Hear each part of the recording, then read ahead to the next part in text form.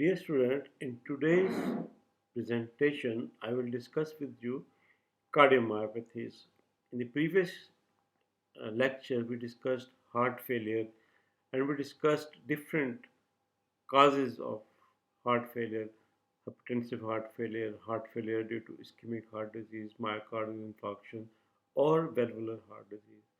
Cardiomyopathy is a condition in which the patient is suffering from heart failure without any history of hypertension, myocardial infarction, any risk factor for ischemic heart disease, or without valvular heart disease. So, this is the condition in which the patient is suffering from heart failure or present to you with symptoms of heart failure due to disease of the heart muscle itself. It's a primary progressive disease of the heart muscle in which there is damage to the myocardial cell, and this disease is progressive and there is no definite cure for this condition. The cardiomyopathies are classified to dilated cardiomyopathy, hypertrophic cardiomyopathies, restrictive cardiomyopathies, and arrhythmogenic right ventricular dysplasia. Dilated cardiomyopathy patients, they suffer from left ventricular failure as well as right ventricular failure, and this failure is heart failure with reduced ejection fraction. There is poor contractility of the ventricle. Whereas in hypertrophic cardiomyopathy and in restrictive cardiomyopathies, there is relaxation abnormalities. The ejection fraction is normal, but the patient is presenting to you with symptoms of heart failure due to reduced or poor relaxation of left and right ventricles. Then there is a condition called arrhythmogenic right ventricular dysplasia, in which there is infiltration of right ventricular outflow tract muscles with fibrofatty tissue. So there are conduction abnormalities, and these patients die suddenly or present to you with palpitations due to ventricular tachycardias. Dilated cardiomyopathy patients present to you with left ventricular failure as well as right ventricular failure. There are symptoms of left ventricular and right ventricular failures, and the ejection fraction is less than 40, and there is no history of diabetes, no history of hypertension, no history of angina pectoris, and no history of myocardial infarction, and there are no risk factors for coronary artery disease. So this is very important that you should rule out these conditions before labeling your patient suffering from dilated cardiomyopathy.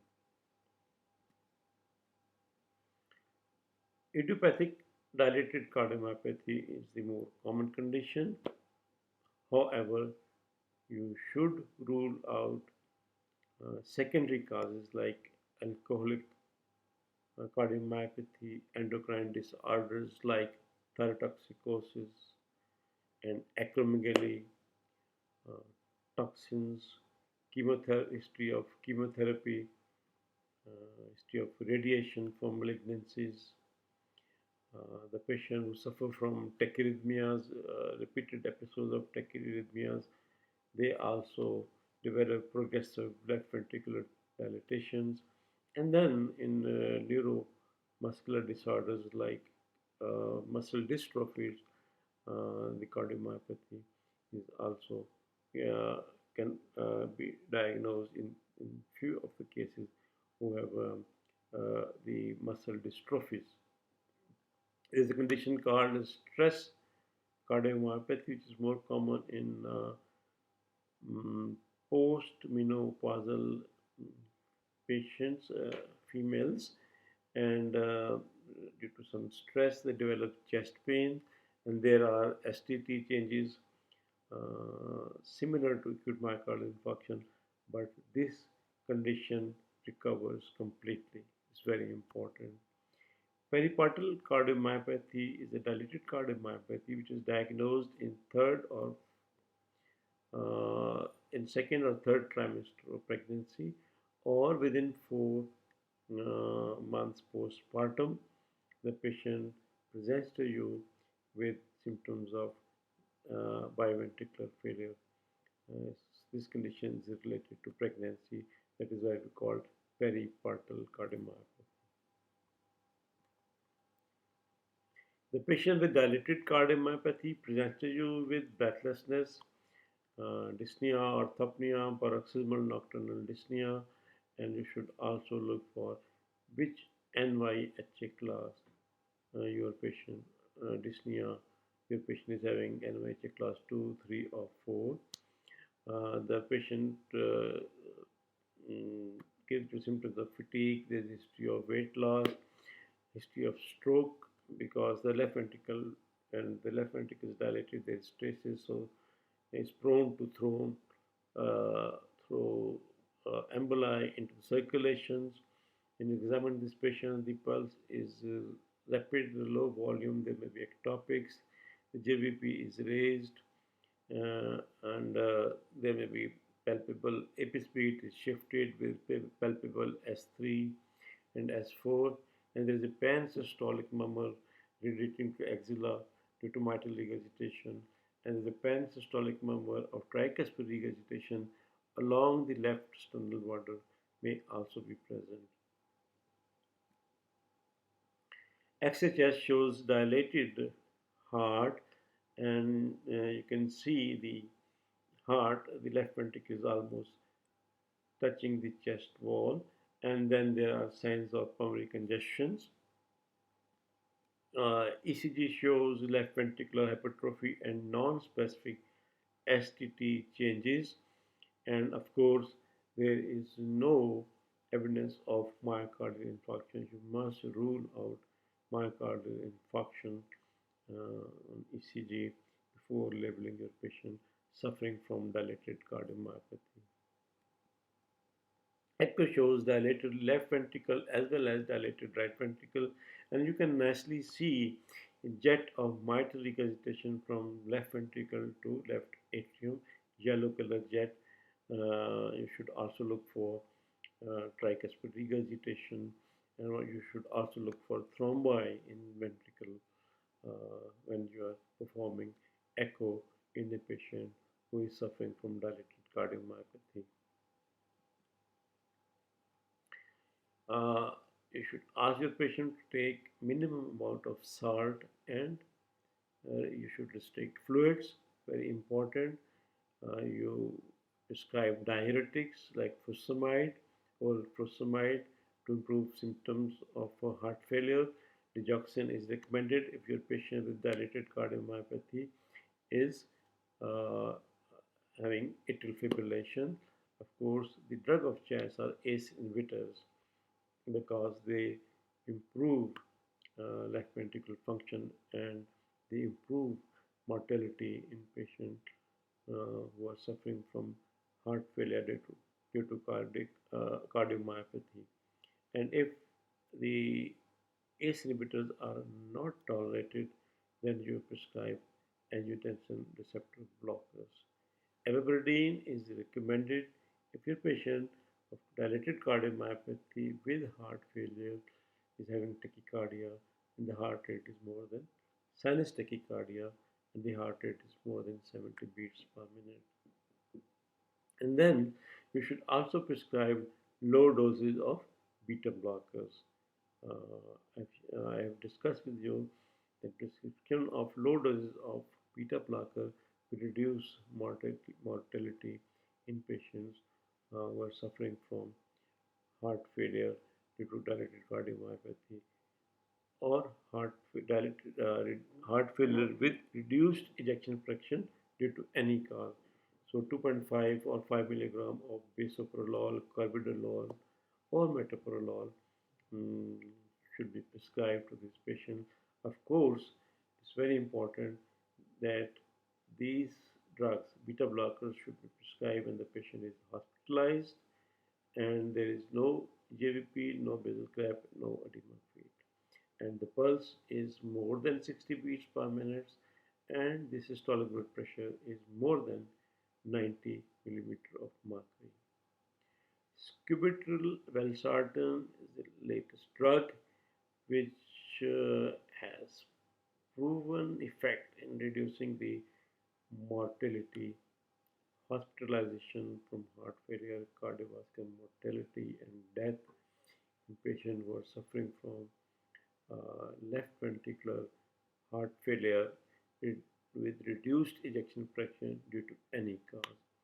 You prescribe anticoagulant to prevent thromboembolic phenomena, strokes, and of course, you prescribe antiarrhythmic drugs to your patients with dilated cardiomyopathy who have got multiple ectopics, ventricular ectopics, or has suffered from an episode of ventricular tachycardia. Arrhythmogenic right ventricular cardiomyopathy. The cardiac muscle in the right ventricular outflow tract is infiltrated with fat. There are conduction abnormalities. There are chances of sudden cardiac death. And this condition is diagnosed on ECG. There are T wave inversion, lead V1, V2, and there are epsilon wave. As you can see in the figure on the right, on the left side of the slide, there is right ventricle infiltration with yellow fat. So there is fatty infiltration, fibrofatty infiltration of the right ventricle, arrhythmogenic right ventricular cardiomyopathy. The patient presents to you with arrhythmias and uh, heart failure in arrhythmogenic right ventricular cardiomyopathy. Hypertrophic cardiomyopathy is a genetically transmitted condition. It's autosomal dominant, and you can see nicely in this picture that the ventricle septum, interventricular septum, is disproportionately hypertrophied as compared to the left ventricle posterior wall. The left ventricular cavity is small, and in this condition, what happens is that there is increased force of contraction, and upon relaxation, because relaxation is poor, the left ventricular volume is low, and when the ventricle contracts and with force and inject the blood into the left ventricular outflow tract, there is indrawing of the interior mitral leaflet close to septum. There is a systolic anterior motion of interior mitral leaflet, which is nicely seen uh, in this picture. You can see there is interior motion. You can see there is LV aorta, and in between LV and aorta, the interior mitral leaflet is protruding anteriorly, is moved anteriorly. There is systolic interior motion, and this causes left ventricular outflow tract obstruction, and this will produce a murmur of ejection systolic murmur along the left sternal border. Go to the previous slide. The hypertrophic cardiomyopathy patients are asymptomatic or they die suddenly.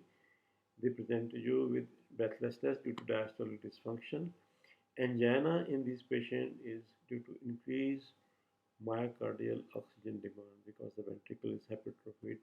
Syncope is commonly due to arrhythmia. So if the patient suffers from episode of syncope, you should immediately order Holter monitoring of this patient to pick up ventricular arrhythmias and treat them accordingly. I've discussed with you that there will be, due to systolic anterior motion of the mitral valve, there will be ejection systolic murmur along the left sternal border, and there will be a pan systolic murmur at the apex. Echo shows asymmetric septal hypertrophy. You can see that VS, which is ventricular septum, is more hypertrophied as compared to PW with posterior wall. The left ventricular cavity is small. The left ventricular outflow tract is also small because the mitral leaflet is slightly interior, and you can also see the left atrium is dilated, and the left ventricular ejection fraction is normal in this patient on echocardiograms. On Doppler echocardiography, you measure the left ventricular outflow gradient. This gradient is dynamic.